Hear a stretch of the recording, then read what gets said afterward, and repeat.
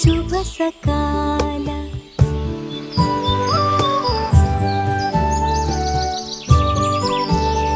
এক তপ্ত দুপুরে মদান নামের এক দরিদ্র কৃষক তার পাথুরে জমিতে হাড় ভাঙা খাটুনি খাটছিল।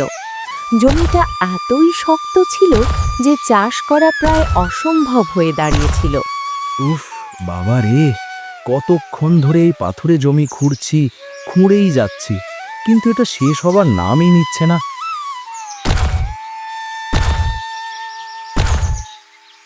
কি ব্যাপার ভাই, কি হয়েছে? এই ভর দুপুরে তুমি এখানে কি করছো মদন? আর কি করব ভাই, কৃষক মানুষ, চাষবাস করেই পেট চালাই। তা তো জানি ভাই, কিন্তু এই পাথুরে জমি তুমি একা কি করে খুঁড়বে? আমার কথা শোনো, একটা ট্র্যাক্টর কিনে নাও, বুঝলে? তাতে তোমার অনেক সময় বাঁচবে।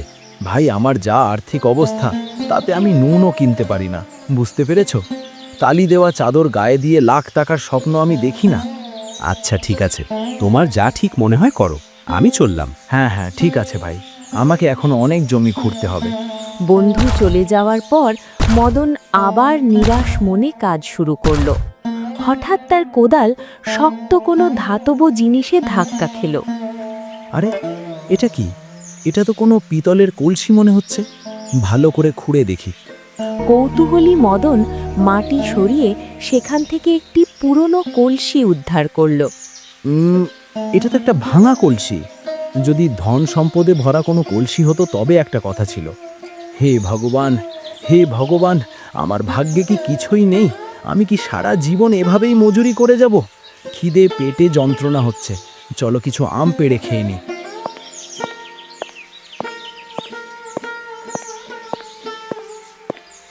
বাহ, এত খিদে পেয়েছিল যে এই আমগুলো খেয়েই মজা এসে গেল। কিছু আম মালতীর জন্যও নিয়ে যাই। চলো, এই কলসিটা অন্তত কোনো কাজে তো এলো। এখন একটু বিশ্রাম নিয়ে বাকি জমি খুঁড়ব। আম খাওয়ার পর ক্লান্ত মদন যখন কলসিটি তুলে নিল, তখন এক অভাবনীয় ঘটনা ঘটল। এ কি? আমি তো মাত্র কয়েকটা আম এতে রেখেছিলাম, এতগুলো কোত্থেকে এলো? মনে হচ্ছে নিশ্চয়ই এই কলসিতে কোনো জাদু আছে। আরেকবার চেষ্টা করে দেখি। এটা কেমন চমৎকার! এটা তো সত্যিই জাদুকরি কলসি। হ্যাঁ, জাদুকরি কলসি। চলো এখন বাড়ি যাই আর এটা মালতীকে দেখাই। সে বুঝতে পারল এটি সাধারণ কোনো পাত্র নয়, বরং একটি অলৌকিক জাদুকরি কলসি। দ্রুত কলসিটি নিয়ে সে বাড়ির দিকে রওনা দিল। ওদিকে বাড়িতে মালতী তখন চরম অভাব আর দুশ্চিন্তায় দিন কাটাচ্ছিল। অনেক দেরি হয়ে গেল, উনি এখনো বাড়ি ফিরলেন না। জানি না কখন আসবেন, ভগবানই জানেন। রান্নাঘরে রাঁধার মতো কিছুই নেই।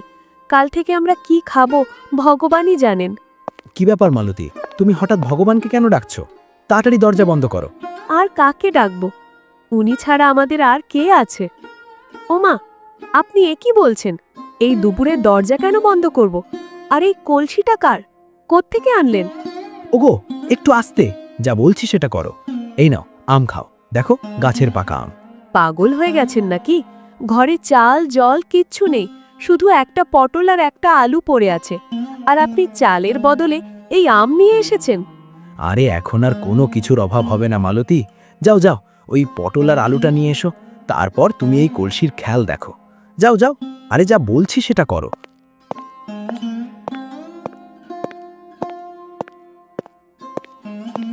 জানি না কি সব আবল তাবল বকছেন। এই নিন ধরুন। আর একটু আস্তে কথা বলো, এগুলো আমাকে নয়, এই কলসির ভেতরে ঢালো, তারপর দেখো তামাশা। দেখলে, আবার প্রশ্ন করা শুরু করলে। যা বলছি করো। এসব এর ভেতর ঢাললে কি হবে? ও মা, এ কি দেখছি আমি? কলসির ভেতর থেকে শত শত আলু আর পটল বেরিয়ে আসছে। মদনের অদ্ভুত আচরণে সে প্রথমে অবাক হলেও নিজের চোখে কলসির জাদু দেখে তার বিস্ময়ের সীমা রইল না। এবার বুঝতে পারলে মালতী? মনে হয় ভগবান আমাদের কথা শুনেছেন। হে ঈশ্বর, আমি কালই মন্দিরে গিয়ে আপনার পুজো দেব। ভগবানের সত্যিই আমাদের ওপর দয়া হয়েছে। আচ্ছা শোনো মালতী, এই কথা যেন কেউ জানতে না পারে। এখন এই কলসি আমাদের কপাল ফেরাবে। হ্যাঁ ঠিক আছে, আপনি হাত মুখ ধুয়ে নিন, আমি এখনই খাবার বাড়ছি। হ্যাঁ হ্যাঁ, দিয়ে দিও, কিন্তু আগে তোমার স্বামীদেবের পেটের পুজো করাও, খুব জোরে খিদে পেয়েছে। শোনো মালতী, এত সব আলু পটল আম আমাদের তো দরকার নেই, তাই ভাবছি কিছু আমাদের জন্য রাখি আর বাকি সব বাজারে গিয়ে বেচে দিই। হ্যাঁ হ্যাঁ, ঠিকই বলেছেন। এত সব দিয়ে আমরা কি করব? বেশি দিন থাকলে তো পচে যাবে, তাই না? তার চেয়ে ভালো আপনি এগুলো বিক্রি করে আসুন। এবার তুমি দেখবে মালতী, আমাদের জীবনে আর কোনো দুঃখ কষ্ট থাকবে না। জাদুকরি কলসির সাহায্যে মদন প্রচুর সবজি আর ফল উৎপাদন করতে শুরু করল এবং তার অভাবের সংসার অল্প দিনেই সচ্ছল হয়ে উঠল। এরপর একদিন মদন তার উৎপাদিত প্রচুর ফসল নিয়ে বাজারে গেল, যা দেখে সাধারণ দোকানদাররাও অবাক হয়ে গেল। মদন যখন তার উৎপাদিত ফসল নিয়ে বাজারে পৌঁছালো, তখন তার অঢেল সতেজ সবজি দেখে দোকানদার অবাক না হয়ে পারল না। বিক্রি করতে এসেছি ভাই, শোনো, আলু পটল আর মিষ্টি আম বিক্রি করতে এসেছি। আরে কি ব্যাপার মদন ভাই, তোমার ওই পাথুরে জমিতে তো কিছুই জন্মায় না, তাহলে হঠাৎ করে এই আম আলু পটল এসব কোত্থেকে এলো? তুমি হলে ব্যবসায়ী, আম খাও না ভাই, আঁটি গুনে কি লাভ? নিতে হলে নাও, না হলে আমি অন্য কোথাও যাই। না না না, এমন করছো কেন? অন্য কোথাও কেন যাবে? দাও দাও দেখি কি এনেছো। মদন খুব কৌশলে নিজের গোপন কথা লুকিয়ে রেখে ফসলের বিনিময়ে বেশ কিছু অর্থ উপার্জন করল। দীর্ঘদিনের অভাব আর ঋণের বোঝা মাথা থেকে নামিয়ে মদন যখন বাড়ির পথে ফিরছিল, তখন তার মনে পড়ল মালতীর ত্যাগের কথা। অনেকদিন পর আজ হাতে টাকা এসেছে, মালতীর জন্য একটা নতুন শাড়ি নিয়ে যাই। কতদিন ওকে নতুন শাড়ি দিইনি। অভাবের দিনে মালতী তার সব গয়না বিক্রি করে দিয়েছিল, তাই আজ মদন তার জন্য একটি সুন্দর শাড়ি আর কিছু গয়না কিনে নিয়ে এলো। উফ, আমি তো আজ থেকে রানী হয়ে যাব, রানী! ওরে বাবা রে, এত গয়না! আমি তো স্বপ্নেও ভাবিনি যে একসাথে এত গয়না দেখতে পাবো। শুধু দেখাই নয়, আমি এগুলো পরতেও পারবো। ওদিকে বাড়িতে মালতী তখন কলসির জাদুতে পাওয়া অলংকারে নিজেকে সাজিয়ে রানীর মতো অনুভব করছিল। আরে, এখন ঘরের দরজা কেন বন্ধ করে রেখেছ? আরে মালতী, কোথায় তুমি? মালতী! জি, এই তো আসছি। এখন আমি আপনার সেই গরিব বউ নই, এখন আমি রানী হয়ে গেছি, রানী। আরে, আমি তো নিজের চোখকে বিশ্বাস করতে পারছি না। এত গয়না এই সন্ধ্যাবেলা কেন পড়ে দাঁড়িয়ে আছো? শুনুন, অনেক দিন ধরে টাকার অভাবে আমরা খুব কষ্ট সয়েছি। এখন আমি রানীর মতো থাকতে চাই। যখন ভগবান আমাদের এই জাদুকরি কলসি দিয়েই দিয়েছেন, তখন আমি কেন দুঃখে থাকবো বলুন তো? শোনো মালতী, বাচ্চাদের মতো এসব করো না। যদি কেউ দেখে ফেলে তবে আমাদের জন্য ভালো হবে না। মদন বাড়িতে ফিরে মালতীকে এমন বেশে দেখে একদিকে যেমন অবাক হলো, অন্যদিকে অজানা বিপদের ভয়ে আতঙ্কিত হয়ে উঠল। শোনো শোনো শোনো, ছেলে মানুষই করো না, সময়টা ভালো নয়। যদি কেউ জানতে পারে তবে বিপদ আসবে। আচ্ছা ঠিক আছে, ঠিক আছে, বিপদ নিয়ে বেশি ভাববেন না। আমি ওইসব মেয়েদের মতো নই যাদের পেটে কথা হজম হয় না। আমি কাউকে কিচ্ছু বলবো না। সে বারবার মালতীকে সতর্ক করার চেষ্টা করলো, কিন্তু প্রাচুর্যের লোভে মালতী তখন হিতাহিত জ্ঞান হারিয়ে ফেলেছে। আচ্ছা, এই নাও ধরো, তোমার জন্য এনেছি, দেখো তো একবার। আরে বাহ, কত সুন্দর শাড়ি! আমি এখনই এরকম আরও অনেকগুলো শাড়ি বানিয়ে নিচ্ছি। আরে আরে, এটা তুমি কি করছো? কি করছো তুমি? এটা তো বড়ই অদ্ভুত ব্যাপার। শুনুন, আমি নিজের জন্য 2-3টে শাড়ি রেখে দিচ্ছি, আর বাকি যেগুলো থাকবে সেগুলো যে দোকান থেকে এনেছিলেন সেই দোকানেই বিক্রি করে আসুন। হ্যাঁ না? হ্যাঁ। সে এমনকি নতুন শাড়িটিকে কলসিতে ফেলে তার সংখ্যা বাড়িয়ে নিয়ে সেগুলো পুনরায় বাজারে বিক্রি করার ফন্দি আঁটতে শুরু করলো। মদন তার স্ত্রীর এই লোভী রূপ দেখে বড়ই বিস্মিত এবং বিচলিত বোধ করতে লাগলো। মদনের এই হঠাৎ বড়লোক হওয়া গ্রামের অন্য ব্যবসায়ীদের চোখে সন্দেহের জন্ম দিল। কাল একটা শাড়ি কিনে নিয়ে গেল, আর আজ সেই একই রকম 98টা শাড়ি আমাকে বেচে দিয়ে গেল। হ্যাঁ, মদন কি ঘরে কাপড়ের কারখানা খুলেছে নাকি? কি বলে, মদন কিষাণ শাড়িও বিক্রি করছে? এটা তো বড়ই অদ্ভুত ব্যাপার।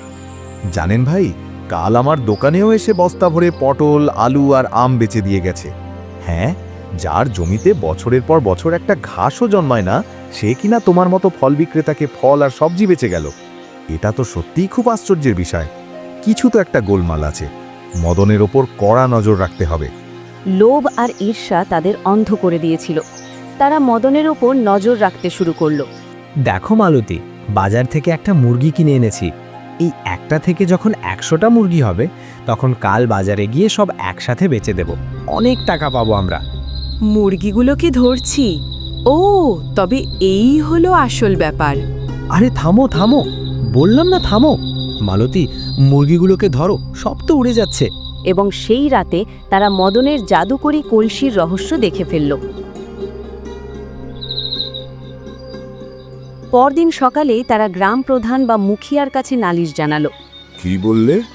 মদন কিষাণ জাদুকরি কলসি দিয়ে এসব করছে? ওকে ওই জাদুকরি কলসি সমেত ধরে নিয়ে এসো। যা, এক্ষুনি ওকে গিয়ে ধরে নিয়ে আয়। ক্ষমতার লোভে মুখিয়া সেই জাদুকরি কলসি কেড়ে নেওয়ার পরিকল্পনা করলেন। মুখিয়াজির সামনে গিয়ে, মুখিয়াজি আমাকে ডেকেছেন, কিন্তু কেন? ওরে বাবা, আমি তো মরেছি। মুখিয়াজি কিভাবে আমার জাদুকরি কলসির কথা জানলেন? দেখি তো এটা কেমন কলসি, সোনার না পিতলের? আমাকে ভালো করে দেখতে দাও। এটা কি সত্যি জাদুকরি নাকি এই লোকগুলো মিথ্যে বলছে? খবরদার মুখিয়াজি, এমনটা করবেন না। কিন্তু জাদুকরি কলসির ধর্মই হলো লোভ করলে তার ফল ভালো হয় না। কলসিটি নিজের দখলে নিতে গিয়ে মুখিয়া নিজেই এক অদ্ভুত বিপদে পড়লেন। এ কি, এই কলসির ভেতর থেকে এতগুলো মুখিয়া কোত্থেকে এলো? আমি আসল মুখিয়া? না না, আমি আসল। আমাকে মারছো কেন? আমি তো আসল মুখিয়া। বিপদ দেখে মনে মনে, আজ তো দারুণ সুযোগ, আমি কলসিটা নিয়ে পালিয়ে যাই। ওহ, আমি তো বিপদে ভেসে যাব।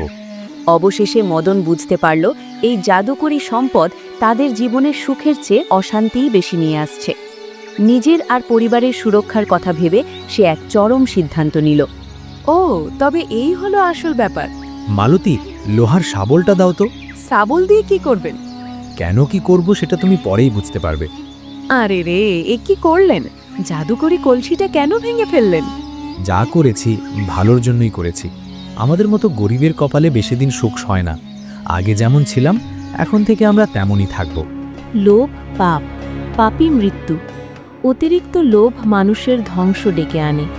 মদন শেষে বুঝতে পেরেছিল যে যা অনায়াসে পাওয়া যায় তা টেকে না, বরং নিজের পরিশ্রমের উপার্জনই শ্রেষ্ঠ।